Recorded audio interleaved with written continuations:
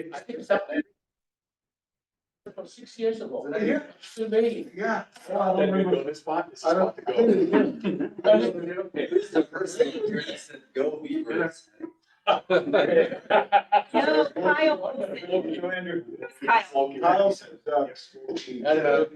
Kyle didn't say Kyle. Steve, so you are on the hook too? Yeah. You are being promised? Mhm. Yep. You just have to find a donut place and order them online maybe. Joe's Donuts.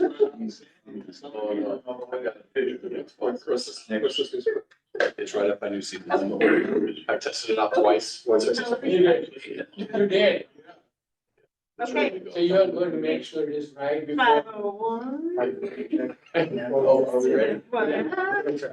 Yes, yeah. Jay, can you hear us? Thank you. And are we recording? We are recording. It's all you.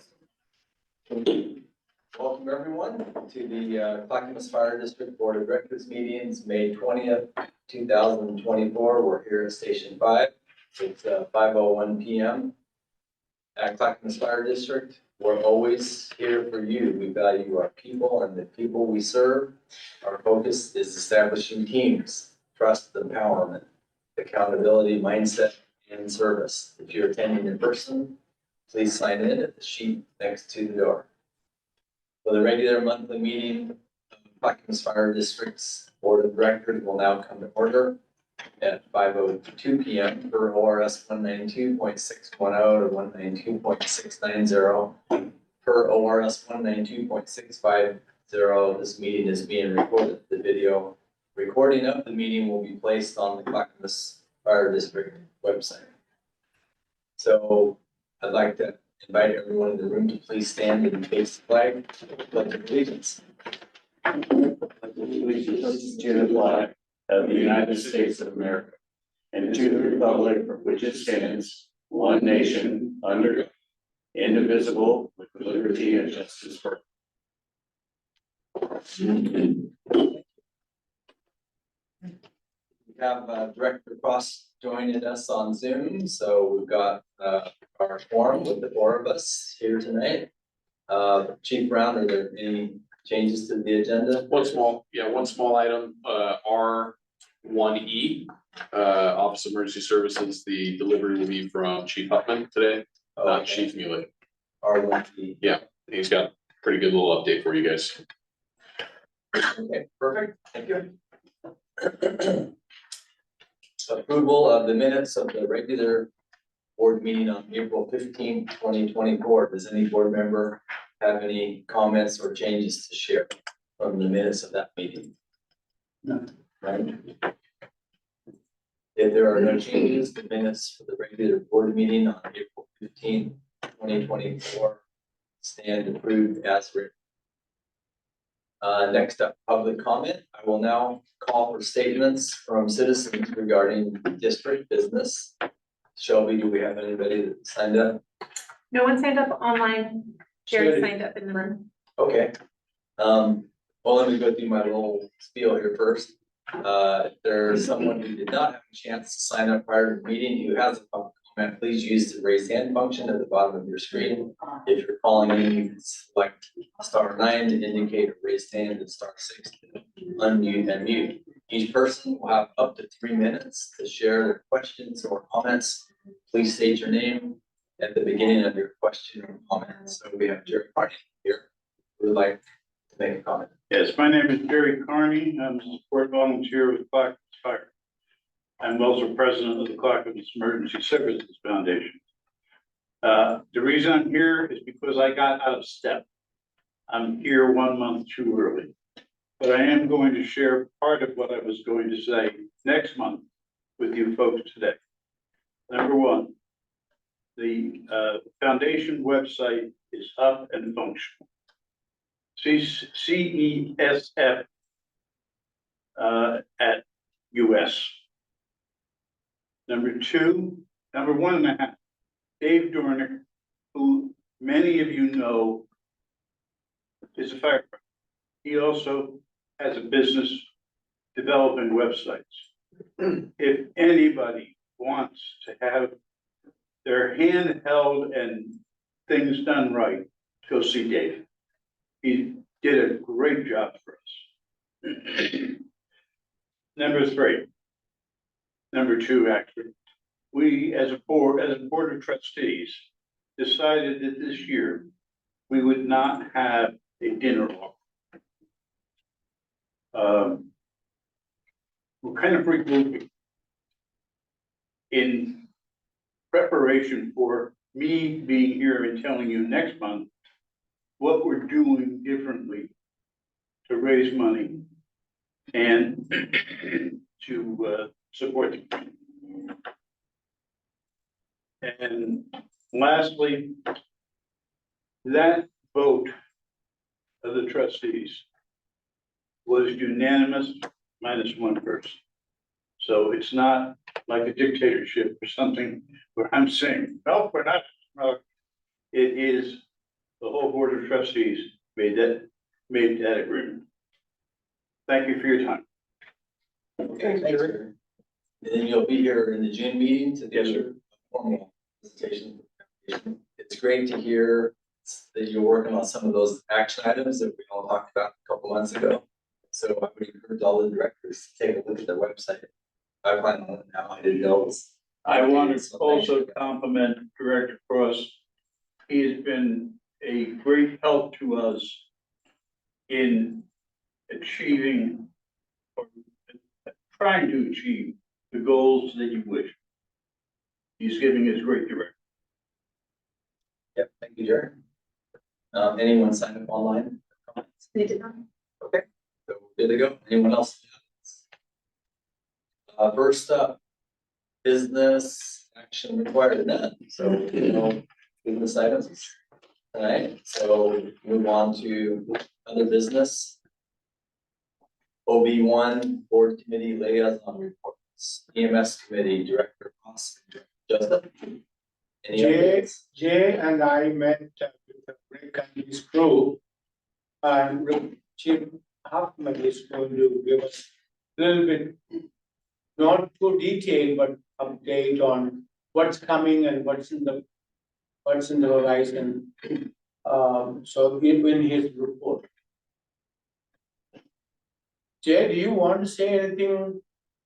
Well, other than at the meeting we had the other day, Chief Huffman brought his team in, his community paramedic team in to meet us, and it was great. And it was great to see the things that that they've been working on, that Rick's been working on, and the grant, and just I can't be more thrilled in the direction that things are going. And I'm sure that he will make it even better than what he sold it as. So just wanted to say appreciate that, and I won't steal any more of his thunder, but I really appreciate the direction that they're going in. Okay, thank you. Next up, interagency committee, Director Joseph, and myself. Did we have one? We had one Oh, Sandy. meeting with Sandy on April 16th, right after our last board meeting. We just updated on everything, there was nothing. Unless you have, or Steve was. Yeah, Anything specific to report on? I'll see what we're considering as that. Yeah, that's exactly the notes I had. We just had updates shared by the chiefs, and at those meetings, we continue to get good comments from the other directors. Nothing but positive feedback about what they hear from the citizens and about. Also, it's all, every meeting is very positive. Yeah, in between, they keep asking, when can we go to public or merger?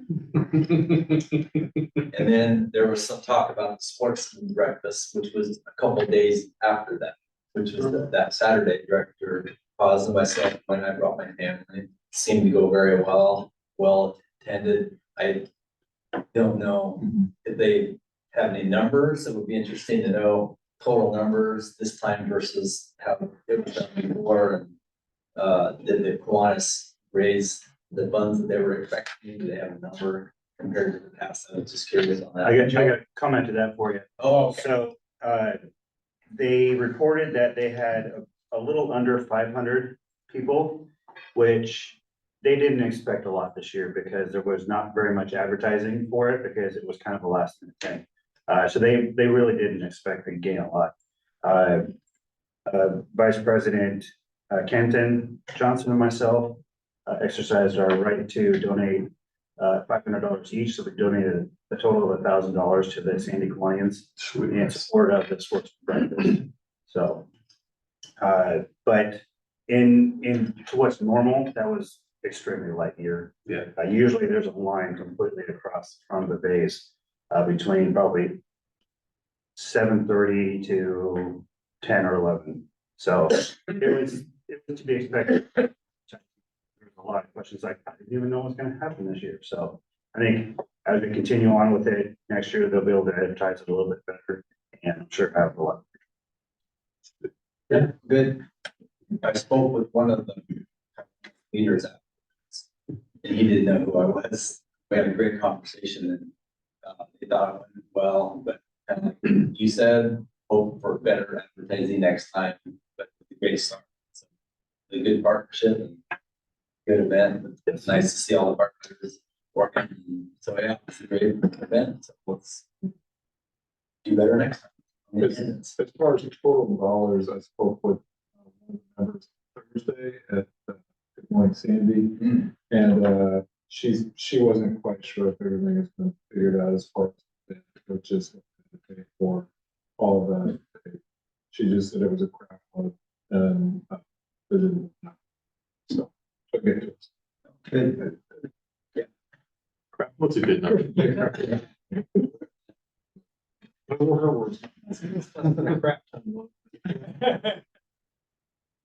Okay, and then we have a meeting with the last one coming up in June. Yeah. For 6 meetings, so. Any board members have any other committees or liaison reports to share? Yeah, Jim, I got one. Go ahead, Jerry. Yeah, I just wanted you guys to know I've been working, Jerry alluded to, we've been working really closely with the foundation on all of those points that we brought up several weeks ago. And we still got a few details to work out, but I think next month we're going to have a good update on what's going on with the foundation. And I think, after some of the conversations you and I have had, Jim, I think we're moving in a positive direction. So it's a nice and slow, but in a positive direction. So more to come next month. Yeah, good to hear. I want to brag on, I ran into the different fire, the trucks, Costco, Fred Meyer, all over the places. I'm really touched by the cordiality and the friendship, and some people even come and hug me. I really feel it's a good feeling. And we can have such a good relationship like that, Andrew. It's really that's something that has been very important to me, working with the crew and what I don't work with anybody. The sad thing is I don't recognize most of them because I don't see them often enough to them. When recognized in the sense I know them, but I don't remember their names. That's kind of I take it personally when I don't remember names. But they are very gracious, and I appreciate that their gesture of courtesy and coming up to me and recognizing. The cool thing about it is it's genuine too. It's not like a front. Yes, Like it's it is legit. genuine. Gordian tells me how he likes to give you hugs too, so maybe. So, but it's pretty cool, Yeah, it is. I was just gonna say, I attended the Sandy board meeting last Wednesday. They had a budget meeting at 4, board meeting at 5, work session at 6. The budget meetings was done by the time I got there. Steve got Chief Brown wasn't able to be there. Steve got the meeting done in 15 minutes. Not sure there's a correlation, but there could be. I'm just saying. Budget meeting went really well. I call fake news. I was there. I was there. The work session went really well. Mark kind of talked to them about, revenue and future possibilities and how to deal with. They really appreciate it. He's looking at kind of all departments. here's your capital needs, here's money you have.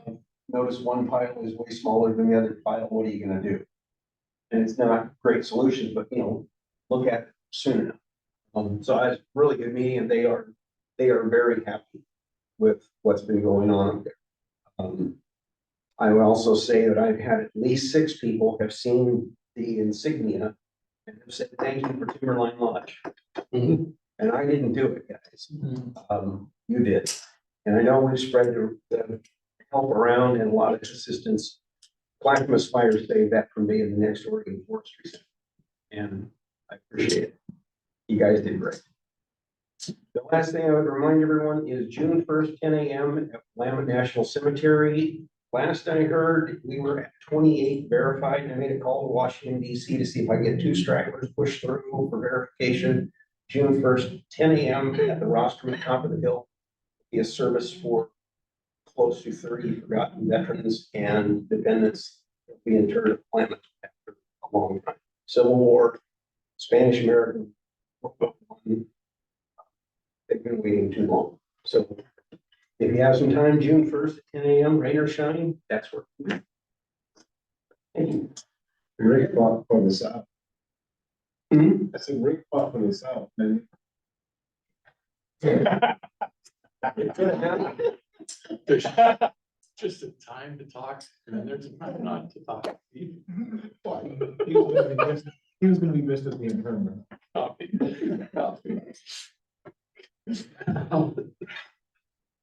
OB2 board informational update comments. Does any board member have any other informational updates or comments of any kind? Any topic to share? Nope. Okay. So moving on, informational only, got the division department reports. First up is Office of Chief, I think, Brett. Awesome. What I love about this is that between myself and Director Haas and you, Jim, I think we covered Steve's piece, so it's not going to be delivering very much. I wanted to just touch on a couple things. We talked about the Timberline Lodge. That was the time. We talk about time and how it matters. Having the right resources and the time that it took, as well as the incident command and how they defined that incident, was a game changer for the outcome. And I'm just super proud of not only the BC that was there, but every single one of our crew that went up there, not being in our fire district, and treated it like it was. And Andrew, you were off that shit. But the amount of resources that we threw at that thing is really what saved that building. And so I'm just super proud of the professionalism that our people show day in and day out. Time matters.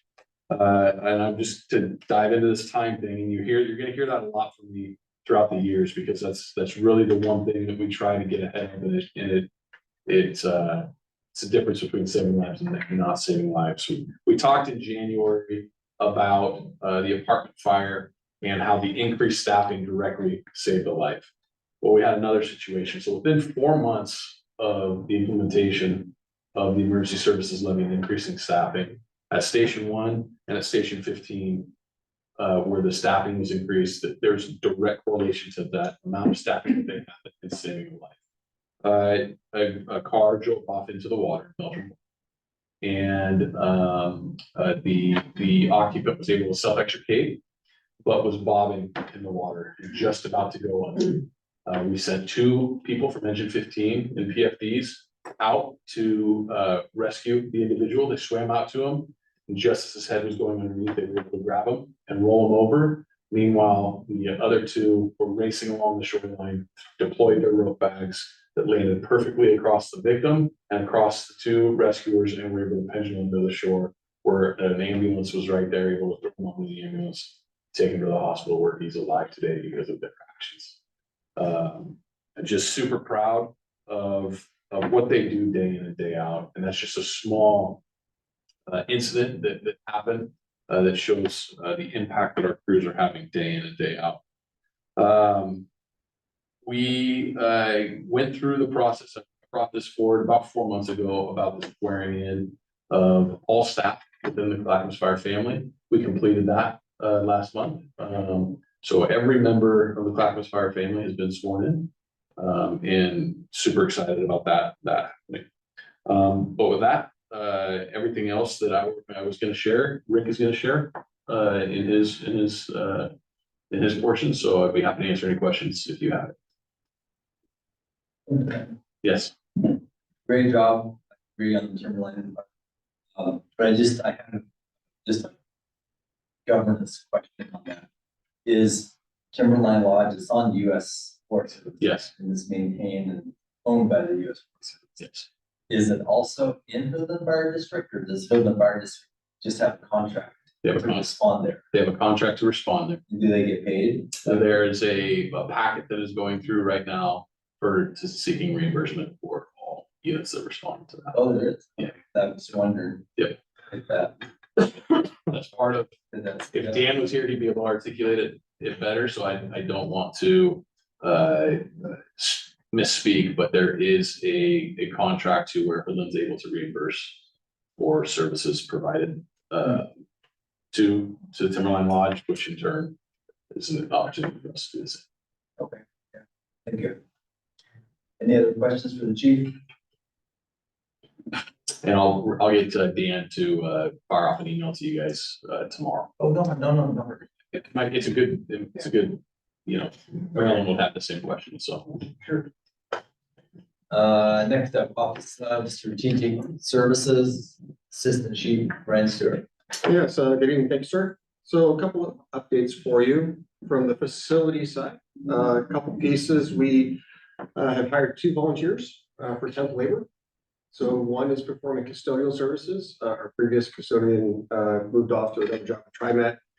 So we'll be performing custodial services in our district office spaces and community rooms. That'll be perhaps a little longer piece as our new facilities manager evaluates what those services need to be for the long term. And then the second individual is going to be assisting or has been assisting with the exterior and interior setup at Station 13, doing cleanup of just the landscaping, helping set up the gym and those types of activities. So we've got those 2 working there.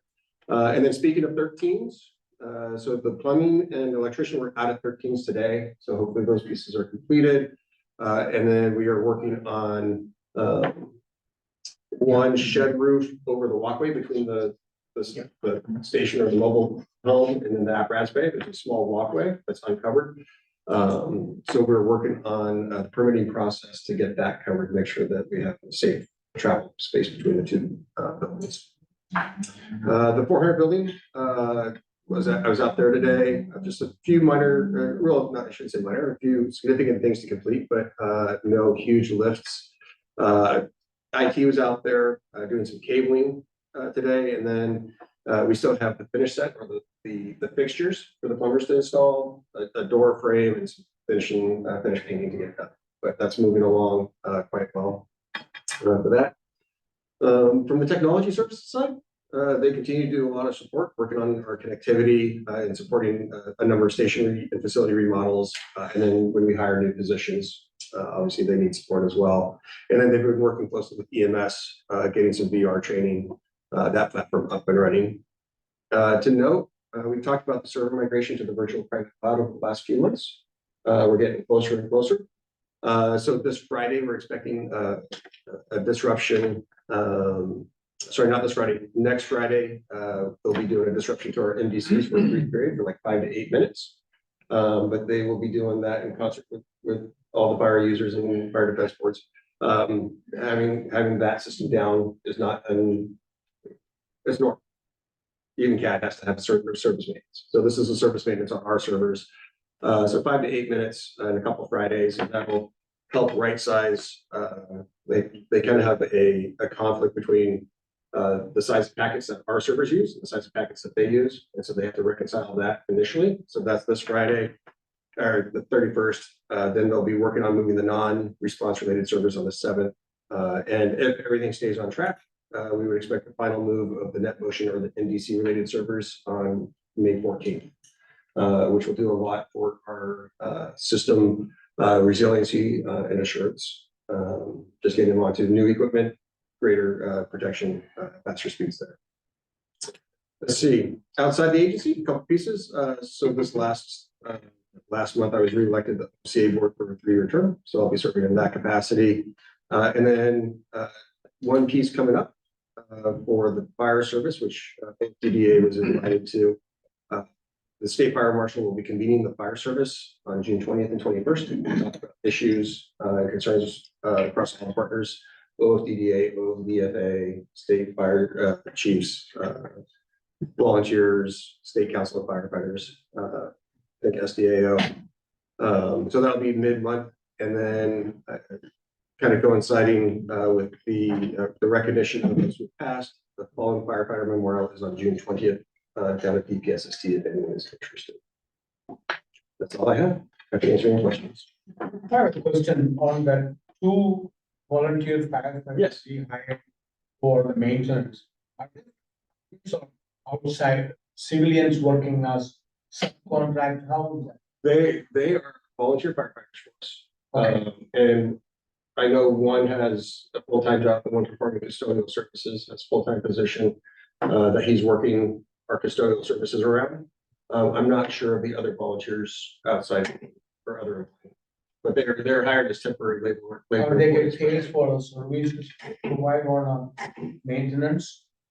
So they will get paid for the work that they perform here. I believe like the custodial services is being paid a rate of $20 an hour.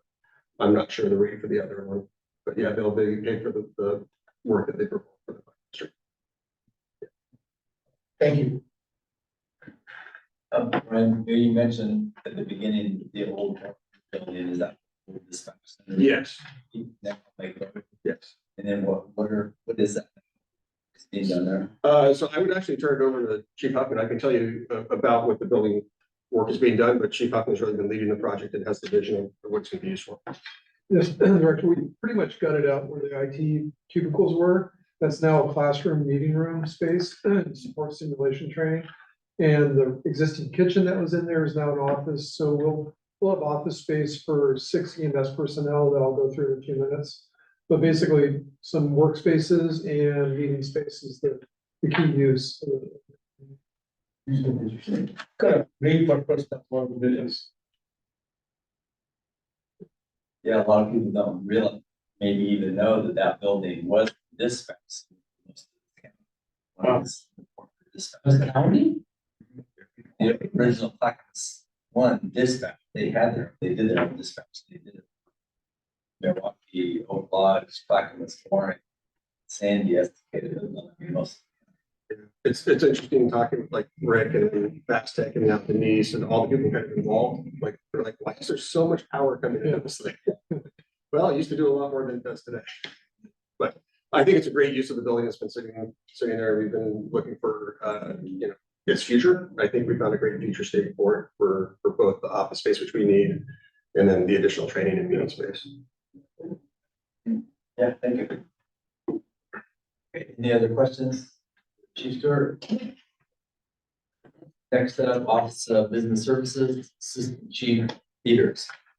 Thank you, Mr. President, and as the chief said, most of it covered by you guys. So thank you in advance.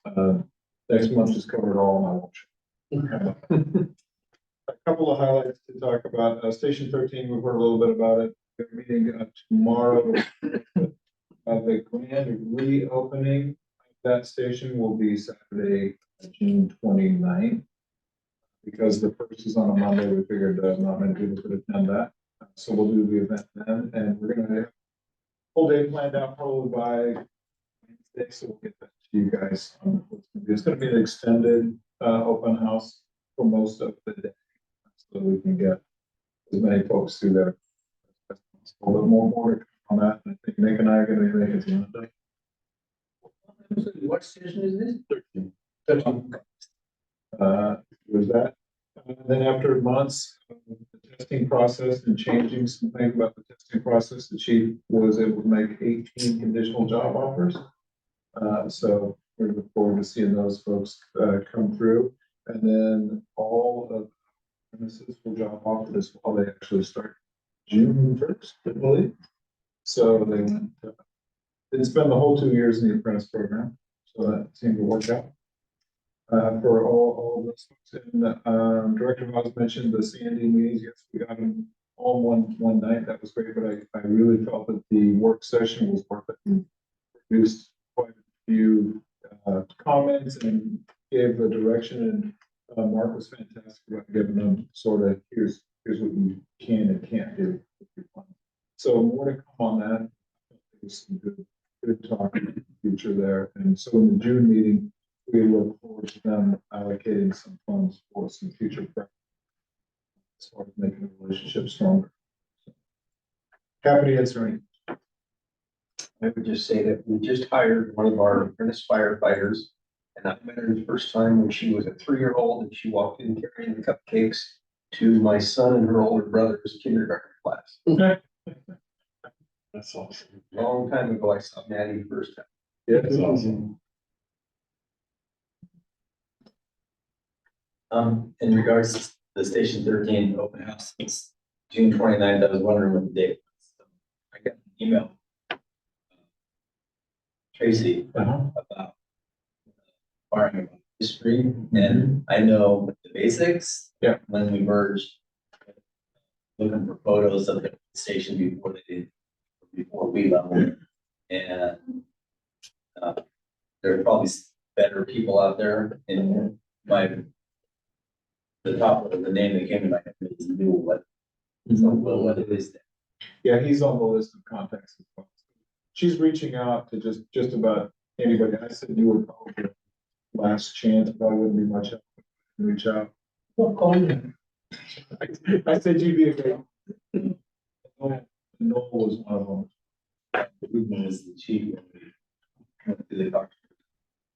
But Newell would have, you need the history and the who and photos, all of that. He's Yeah, if you are okay with maybe respond to Tracy with what you do know, and then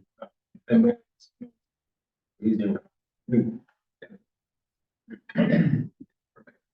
Thank you. Next up, Office of Financial Services, CFO. Mark. Okay, good evening. As usual, the finance report is in your board packet, pages 9 through 12. Just a few things to quickly highlight that may have stood out to you on page 10. As I think I mentioned last time, our health claim expenses are trending very low, and that's the result of a what do you call it, a hack or a security issue that they had. So our no claims were being processed for roughly a 2-month period. They tell us that they're going to start processing those this week. So we'll have a better sense of our claim expenses, hopefully by next month. But certainly we're not going to stay at 60% of our budget going into June. On the same page, you'll notice that we've currently spent, as of the end of April, we had spent 96% of our general fund materials and services budget, which is not where you want to be at the end of April, but there is a good explanation for that. And that's largely the change that we had in IT services. So instead of paying personnel to do our IT, we're now paying Fast Tech. And so that increased our materials and services spending to pay the vendor there. But we have savings then on the personnel side. So what you'll see in June is we'll propose a supplemental budget to fix that and a bunch of other issues and recognize some of the additional revenues and things like that. So that's a temporary thing that is expected and that we can fix in the supplemental budget. Other news, we had 2 budget committee meetings last week, as was already mentioned. So we were able to approve the Sandy fire budget. And then the next night, you guys are here, but for those that weren't, we had the pleasure of approving the Clackamas Fire budget. So we'll go before this board in June at the June meeting for adoption. So I just want to say thank you to the budget committee members, the citizen members that came out and participated in that process. And then the work session we had with Sandy on their capital plan has already been mentioned. And then lastly, just want to mention that we'll be kicking off open enrollment tomorrow, a new process that uses our payroll and accounting software to do open enrollment. So I just had a meeting with benefits and wellness this afternoon to finalize that. So fingers crossed that goes off well. I think that'll be a good process improvement for the district. So that's my update. Just for a comment about the budget committee meeting. The presentation by Mark and Michael Wong was so thorough. Even historically, there are a couple of people on that budget committee. They will have at least 30 minutes of questions to, and these people were so silenced with the details. They had barely have maybe 4 or 5 questions. I was very, very proud and impressed with you and Michael. Thank you. Thank you. I'll let Michael know. I'll let Michael know. It looked really good from 3,000 miles away. Yeah, Mark, the only question I had, EMS revenues. Well, are we just behind or? No, so the bulk of those, or the remainder, a lot of it is our EMT revenue that comes from the state. And there's been a delay in those payments. They're working through some paperwork issues. So no, there's nothing concerning there. Presuming that they're able to follow through on those payments, which they have. Yeah. Yeah. Okay, thank you. Any other questions? Thank you. Next up, Office of Emergency Services, Chief Huffman. Good evening, directors. Playing the role of Dan Mueller will be Rick. Shake my head.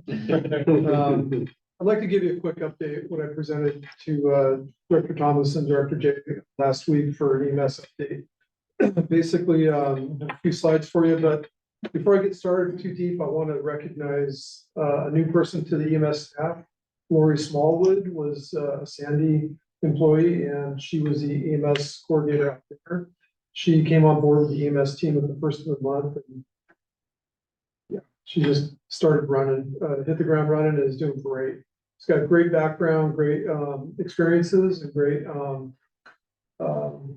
history in how to deal with things on many levels. So she's going to lead up a QI improvement program for EMS.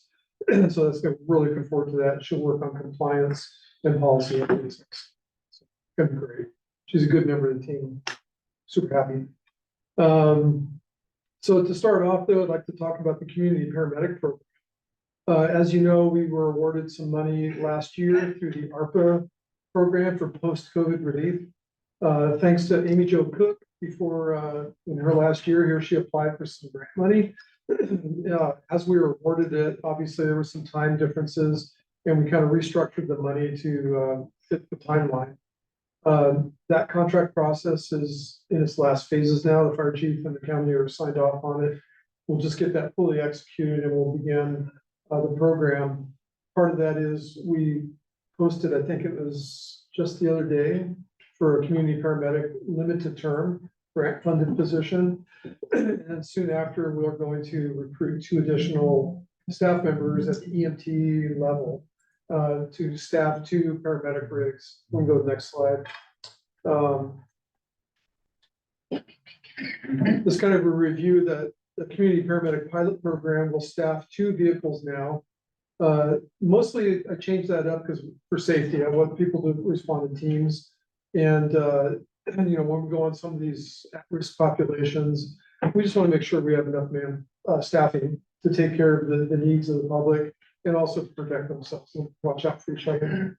We expect those 2 units to be on the ground probably by fall. That'll complete all the training and hopefully recruit and train people by then. So they will also be staffed at the 400 building with the rest of the EMS team, which will be a lot of efficiencies because they'll be able to talk to each other.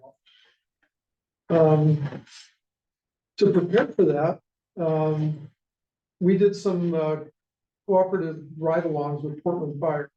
Portland Fire has really been getting a lot of attention and support for their overdose response teams and their community health assessment and treatment team, the chat team.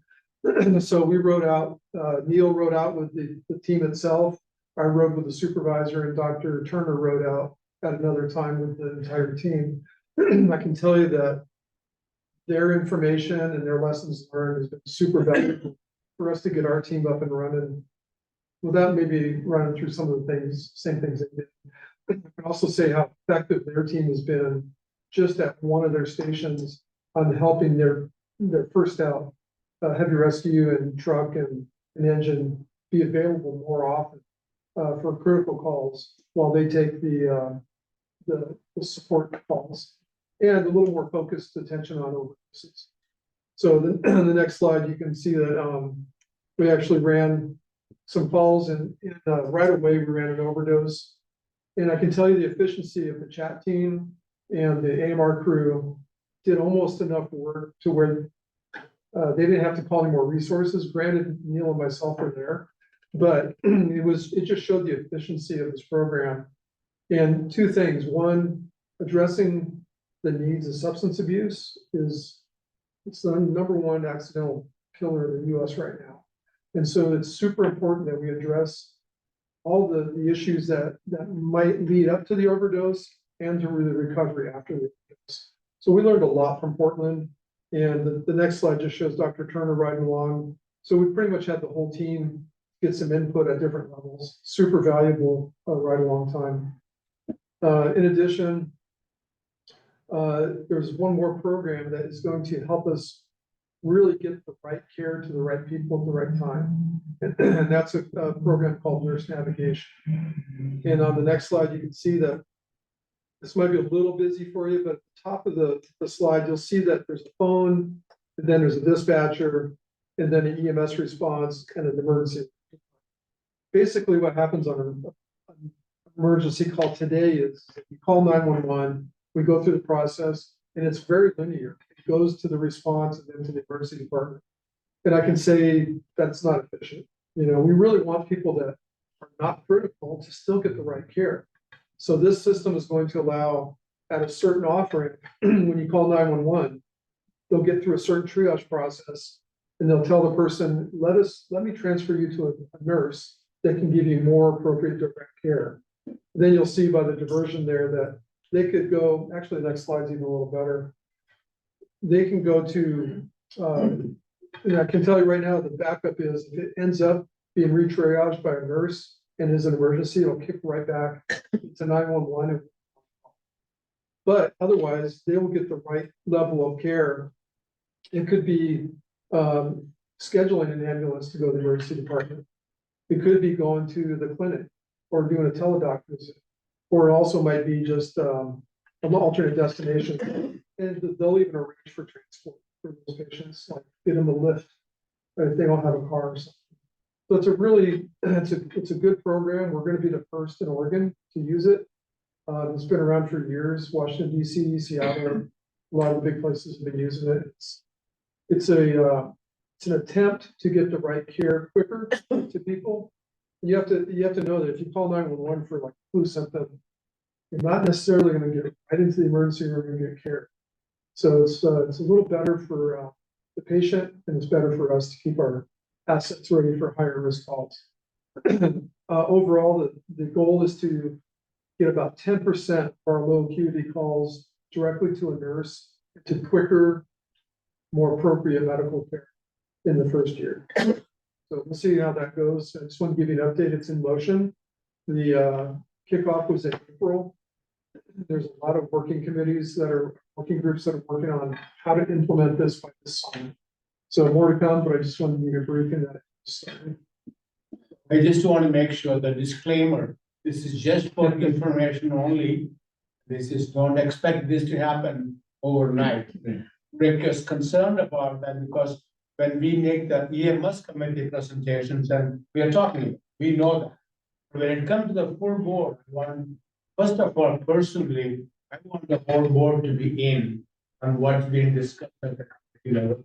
And who better than Rick to give the details. But at the same time, we don't want to give any expectations that this is, Rick, it took you a year for, what was the process you were doing? It took you a year to complete that. Yeah. So please be patient. Understand this is just to keep you informed of the speed and progress and what we are doing. You know, 911's turned into a helpline more than a line for society. That's not necessarily bad, but there's impacts. And we're trying to make sure those impacts don't negatively affect our ability to go on high-risk emergencies. So a lot of this is really kind of good on both sides. People are gonna get the right care faster. And according to the nurse navigator staff, people that use this system are more educated and more inclined to not call 911, but go directly to the care that is more appropriate. And so statistically it works, but statistically we also have to show confidence in the system. Have our physicians and the dispatchers, everybody feel comfortable about the system we use and how this integrates with it. Because everybody gets nervous changing their systems, especially when there's doctors and liability attached to it. So we're gonna start easy, take the low-hanging fruit of type of medical calls. Those will be redirected, and then we'll reevaluate and then add more calls that hopefully get people care quicker, faster, and more appropriate. With that, that's the end of the presentation. I'll take any questions. Rick is a very humble man. He brought this forward 2 years ago with this concept and worked tirelessly on the back end to see this through. And I couldn't be prouder of him and what his team does. There was a saying that we had when we came into the department, we're gonna bring the emergency back into EMS, but figuring out a way for all these non-emergency calls. And I'm just excited to see this. I'm excited to see all the things and initiatives that Rick and his team are working on for the future of EMS and fire service. So just super proud of him. I reflect on the same comment. We have been privileged to meet with him since last 2 years. Jay, do you want to say anything else? No, I would agree with everything that you guys are saying. I'm thrilled about the direction this program's going, and I know it's going to change even over the next several months as he actually operationalizes all of this, and I know it's all going to be for the best. So, no, it's good stuff, really good stuff. Appreciate that, Chief, but it's way more complex than that. And there's a lot of agencies. The county has been, the county and the Board of County Commissioners have been super supportive of this, and really a lot of the last efforts, really the best efforts came from the county on this. So. Good to hear their work. Again, the humility from Rick, developing those relationships, right? So it's all fast moving stuff. Yeah. Good job, thank you for that presentation. Could you send me that, because some of those are a little tough to read fast. Understood. I like what it's doing, Rick. Because somebody could call and say, I just don't feel good. It bounces them, and when they say, my left arm hurts, side of my neck, they bounce back and say, dude, you're having a heart attack. Just that makes sense. I mean, We could talk forever on this, but I think one of the key efficiencies is that our current dispatch system is made for people that have no medical training to make medical decisions. And it's based on a lot of training and a lot of linear questions and answers. By having a nurse who's trained on that, have that extra, it's just another layer of care that we haven't had. And it's, I think it's gonna be way more efficient. Thank you. Alrighty. Professional firefighters of Clackamas County, Local 11, Vice President Andrew Gordian.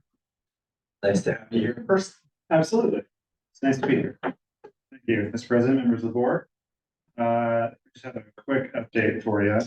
We concluded our 2024 Local 1159 Fitness Challenge, and I got some numbers. It's pretty impressive. So we had 203 people participate, 128 finished. We lost a total of 582 pounds, gained 71 pounds of muscle, and lost a total of 628 pounds. Jeez, so it's pretty significant. I think I got that.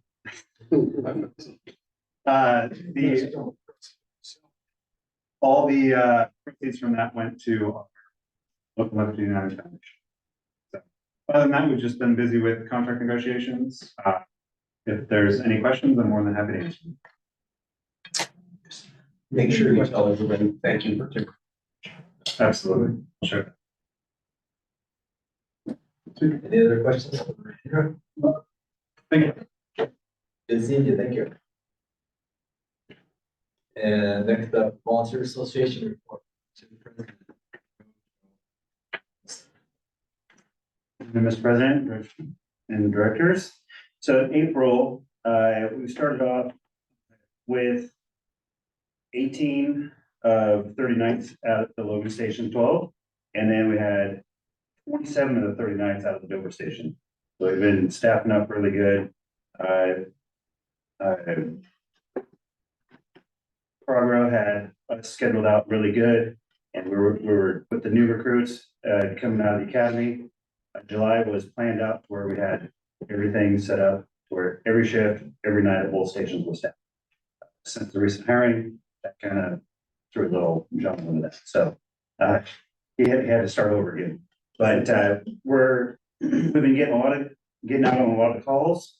The rehab was staffed at 9 out of 30 nights for 20 station out of station 21, and then 9 of 30 nights out of station 2. The water tenders are getting out on a lot of calls. We've been out on 15 dispatches with 15 responses, and then 5 actual arrivals. And we had actually 3 water tenders show up to Timberline Lodge. So a couple of us responded out to the Dover Station and then took off up there, and it took us 45 minutes to get there. Like everybody else, I'm sure it took a long time. And then even a few of us had our suppression gear, so we were able to go inside. That was nice. For the rehab responses, we had 12 dispatches with 11 responses and then 5 actual arrivals on the scene. So we've been getting out and making a lot of those. Training for the suppression volunteers, the big one this last in April was just the wildland suppression annual, getting ready for the season. And then the explorers have been going through some training. And then with the roster, in support of the water tender responses, we have 12 water tender operators, plus a couple of us that are suppression volunteers that can help. We've been making a difference getting tenders out. As of April, we had 27. Again, I think there was 5 of us that are changing their status as they've been hired for positions. And then for our notable events, we had the recruit graduation. And then we also had the sportsman's breakfast. And one of the comments for the sportsman's breakfast, I could say about that. I think that was the fastest cleanup we've ever had. It was like right about 2 hours. And usually it's about 3. Don't know how many people there. It's been as long as 4 hours. So it was nice. We got in, got the station cleaned up, and turned back over to.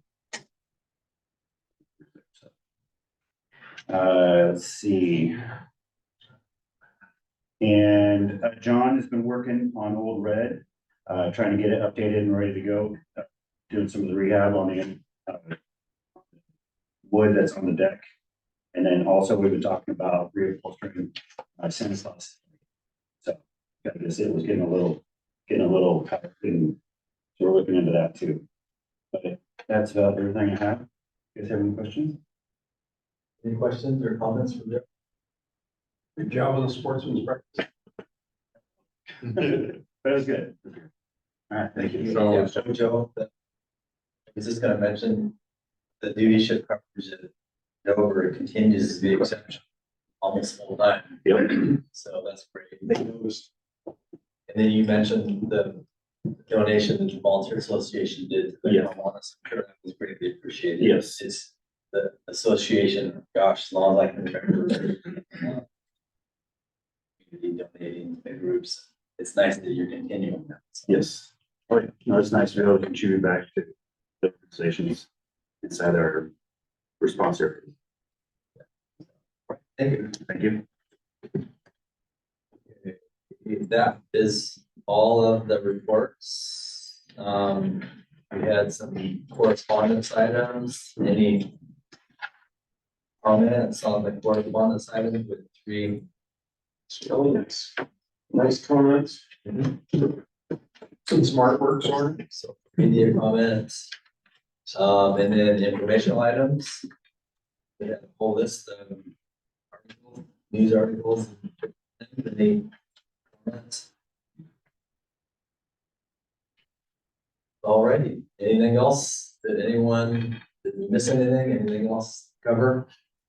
Question, Nick, on the increased firefighter staffing, saving man's life, was it in the paper or was it in the media? Social media, and then the news picked it up, yeah. Social media. Yeah. Yeah. Do we get an idea how many people like it or how many people saw it or anything? We do, I just don't have those numbers. I know, but I didn't expect you to. Yeah. But we do keep a tab on. Yes. Thank you. Yeah. Yeah. We'll get that information. Let me see. No. You don't, not donated? Okay. No. Alrighty. Next meeting, the next Board of Directors meeting will be on Monday, June 17th, 2024 at 5 p.m. The meeting will be hybrid with the public invited to attend either by remote video conference or here in person at Station 5 on County Avenue, Happy Valley. The regular Board of Directors meeting is now recessed at 5:55 p.m. If you're attending in person, please make your way to the lobby as we have an executive session to conduct. And we'll just take a break and go to our executive session in what, 10 to 15 minutes? 5 minutes? 5 or 5 minutes? 5 minutes? Perfect. 5 minutes? May have the wood.